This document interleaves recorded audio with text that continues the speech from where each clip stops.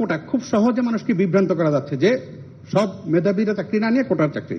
তার মানে কি মুক্তিযোদ্ধার সন্তান নাতিপুতিরা কেউ মেধাবী না, যত রাজাকারের বাচ্চারা নাতিপুতি হলো মেধাবী, তাই না?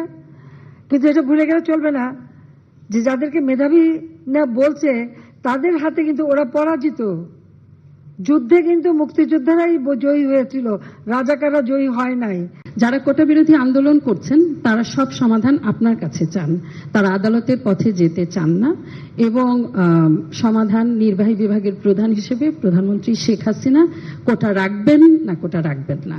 যারা আন্দোলন করছে তারা তো আইন মানবে না, আদালত মানবে না, সংবিধান কি তা তারা চেনে না, বা একটা কার্যনির্বাহী অর্থাৎ একটা কাজ করতে গেলে তার যে নীতিমালা বিধিমালা বা ধারা থাকে সেটা একটা সরকার কিভাবে চলে এ সম্পর্কে কোনো ধারণাই এদের নাই, কোনো জ্ঞানই নাই।